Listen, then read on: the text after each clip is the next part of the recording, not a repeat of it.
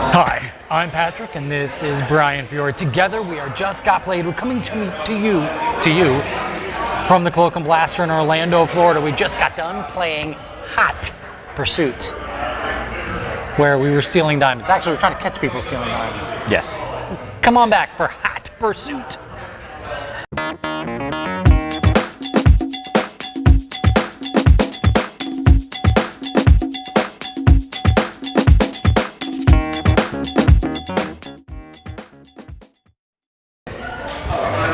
Mr. Brian Fiore, please tell us about Hot Pursuit. Sure. Smoke it. Hot Pursuit. It's actually, there's a couple of different variants that you can play. One of them is To Catch a Thief, which is the two-player version of the game, and then the other one I believe is called Modern Man, which is a 3 to 10 player version of the game. And the rules are slightly different in each one. But we're going to talk about the To Catch a Thief version, which is the two-player. And in the game, it's basically like a social deduction type game with limited information.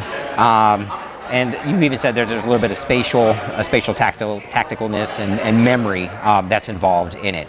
The theme is set in the 1920s, trying to catch a diamond thief. Each of the players are representative of two different detectives, and and there's also two informant players on the table, and one of which has their information face up. The cards are face up for them, and then the other one has their information face down. So one of them is more valuable than the other, but sometimes you can use the other one to help you out. Essentially, the end of the game condition to determine the winner is whichever player ends up with both of the thieves. There's a blue thief and a pink thief in their hand, and both of the cards are facing you. In the game, that's one of the interesting kind of mechanics is depending on whether your hand, the cards are actually facing you or facing outwards towards the other player. But in the game, how it's set up, there's three types of cards. There's basically yellow cards, like so.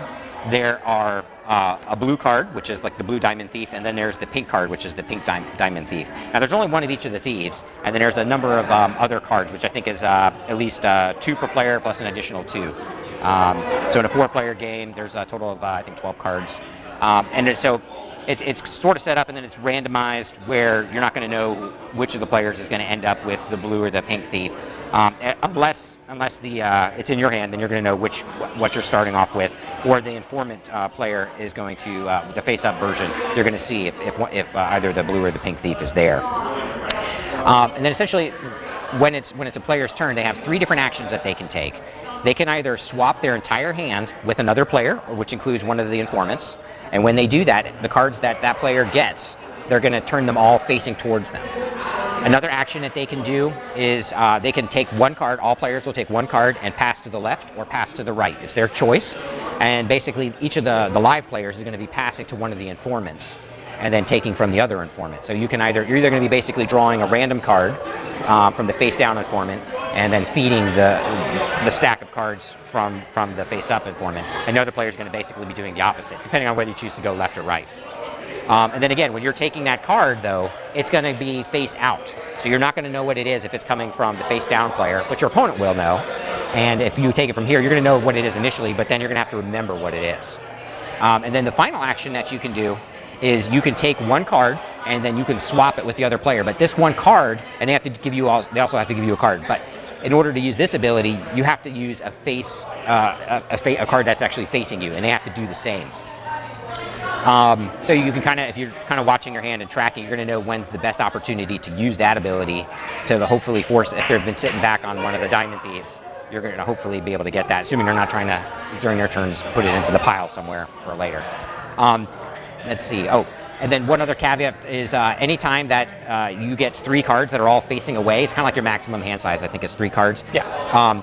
Upon you getting that 3rd card that would be facing out, you instead basically turn all those cards face in. So it kind of like there's a nice little reset mechanic in there. That's basically it. It's just the first player to have facing you both the pink and the blue diamond thief card. Patrick, what would you say is your favorite thing about Hot Pursuit?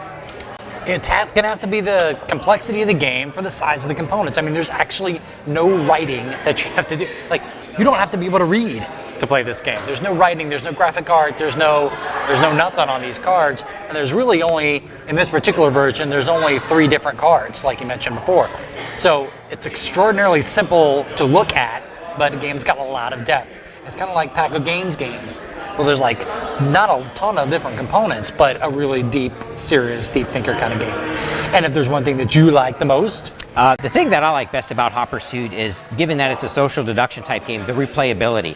I mean, in addition, most of your social deduction games have a high amount of replayability depending on the number of players that you're playing with and new people come in and how well that they're a good bluffer and all that kind of stuff. But a lot of social deduction games require 3 or more players. And in this one, there's a variant for the 2-player version, which I don't see a lot of 2-player social deduction games. So I kind of like that, the replayability, but also the unique aspect of the 2-player version. And there's a 3 to 8 player, and I believe there's a 10-player version. Like, there's a bunch of thought went into doing this with such a simple amount of components. Yeah, I'd say so. But what would you say is the thing that you like least about Hot Pursuit? Even though there's a lot of thought and it's very thinky, it is also, for me at least, not super immersive. And if you watch our videos, you know, I think that's really important to me. It's like the most important thing for gaming. And this one isn't super immersive. It's got a 1940s theme to it that you mentioned.